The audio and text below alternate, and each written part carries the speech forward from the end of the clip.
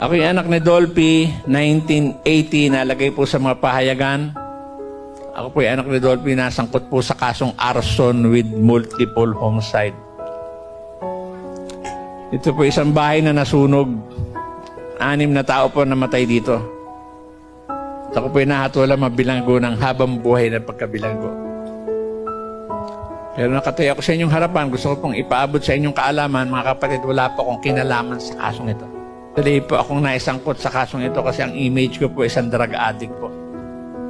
Dinala ako sa Muntinlupa. Habang tumatakbo yung sasakyan, unti-unti naman, sa isip ko lang, sinusumbatan ko, Lord. Sinasabi ko, ako yung nagro-rosaryo, ako yung nagsisimba, ako yung namamanata. Sabi ko, kung talagang Diyos ka, sabi ko, alam mong wala akong kinalaman sa kasong ito. Bakit kailangan mahatulan ako na habang buhay ng pagkabilanggo? Sabi ko, hindi ka totoong Diyos. Nagalit ako sa Diyos at nawalan ako ng paniniwalang may Diyos. At ang naging takbo ng isip ko, sabi ko, ganito lang naman pala buhay ko. Maglolo ko na rin ako. Ganito lang naman pala eh. Maglolo ko na rin ako sa loob.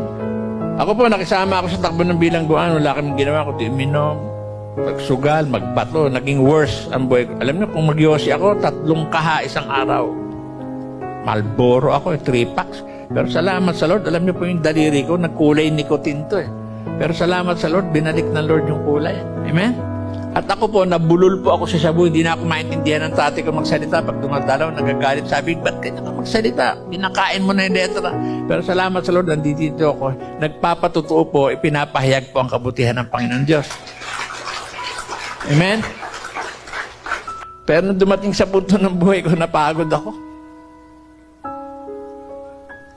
Nung mapagod ako, isa lang pumasok sa isip ko. Meron akong Diyos na pwedeng lapitan. Umiyak po ako. Sabi ko, Panginoon, sorry po kung nawalan po ako ng paniniwala sa inyo. Sorry po. Hindi ko na po kaya. Tulungan mo po ako, Panginoon. Alisin mo po ako sa bisyo ko na ito. Palayain mo na po ako, Panginoon. Sa haba ng panahon, pray and pray sa Lord. Isang araw, sinagot ako ng Panginoon Diyos through television po. Iba-iba po ang way ng Lord eh. Ito, itong hapon na ito. Ito, pamamaraan ng Diyos sa buhay ng bawat isang narito to. Amen? Kasi ako may black and white na television. Meron akong maliit na kwarto. Kubol ang tawag sa kwarto, kubol. Isang araw, pagbangon ko, ewan ko, may ginagawa ako eh. Tapos binuksan ko lang yung TV habang tuloy lang sa ginagawa.